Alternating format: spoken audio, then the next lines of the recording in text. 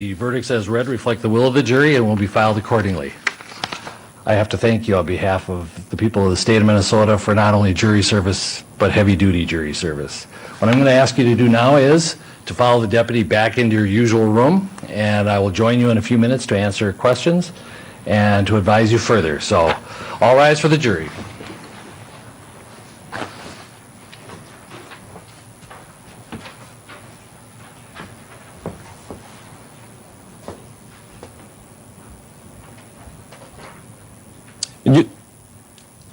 You're watching DW News. This is our coverage of the verdict reading of former Minneapolis of George Floyd.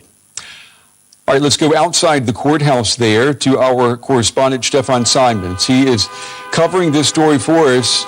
Stefan, I can hear the horns behind you that there is approval of this verdict. Yes, absolutely. Celebratory honking here galore, right and left.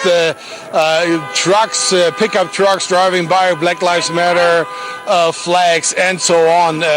This crowd here, which you can't really see in my background now, will swell over the next few hours. That is for those people definitely a proud and a very happy moment. I don't think that they really actually thought that he will be guilty on all three counts. Given their experience with the injustices they experienced in the justice system, whenever a white person or police officer, for that matter, was then accused to did something wrong against a black person. Now, but this is exactly what happened here in this trial, that the blue wall, the so-called blue wall, this cocoon of silence, of supporting and helping and shielding police officers who were alleged to have done something wrong, that didn't just crack, it crumbled. The entire Minneapolis Police Department leadership, senior executive leadership, spoke against Derek Chauvin and what he did and how he did this. So people here, camera can go over there. Max, if you would show this. So this is going to be what it's going to be now for the next few hours. And this is just a small crowd. That's the beginning, the infancy of what we probably will see now for a few hours. And Stefan, you know, what we're seeing right now, these are people who are going to be celebrating this verdict. And, you know, just a few minutes ago, there was a real concern that these people were going to be protesting if the verdict had gone the other way, and that the protests could even become violent. I mean, it is a completely different expectation than what a lot of people had, right? Way to go, about time. Yeah, I mean, I would common sense, or I would at least suggest that there's no reason now to ransack, loot, or put buildings on fire, or to seek confrontations with police, law enforcement. They will be present. They are present here. They're trying to keep a low profile and not be visible.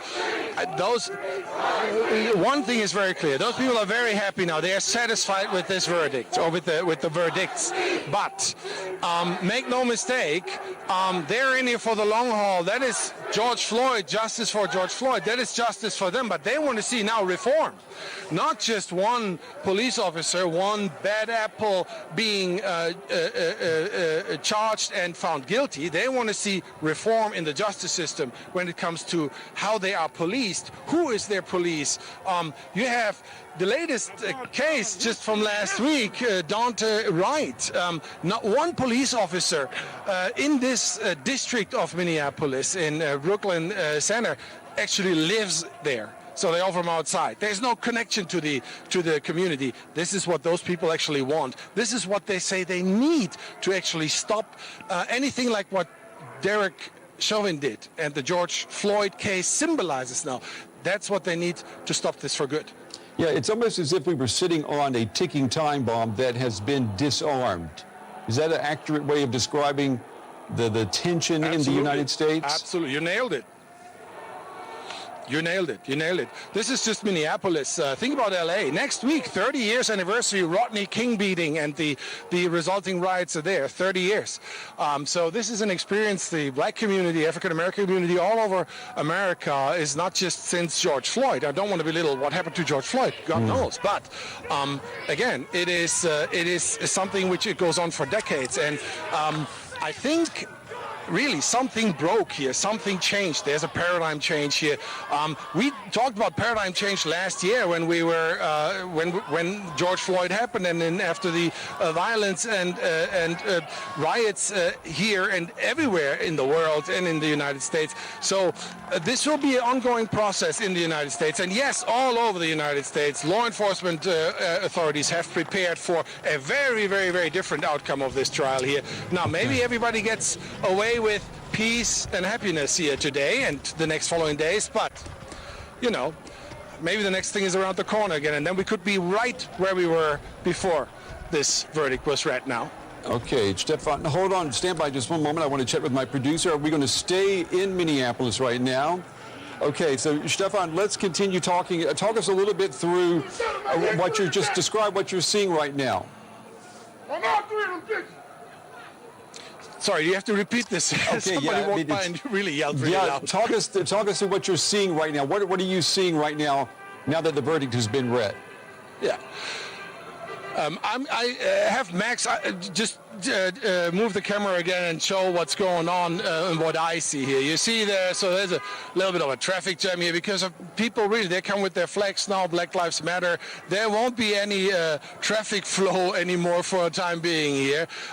In this park across the street, this is, of course, just the other side of the Hennepin County Government Center where we also stand. This is packed right now. I can't be there. We can't be there because then you wouldn't see me, or you wouldn't see this because the signal is too low.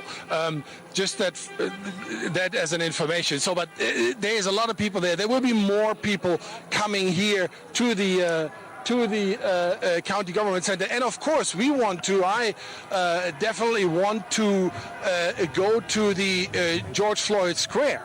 You know, where George Floyd was killed. That's a few miles out of here, so, and want to see what's happening there, because this is the community which was most impacted by that and who arguably suffered the most and had the most pain to go through in the last year.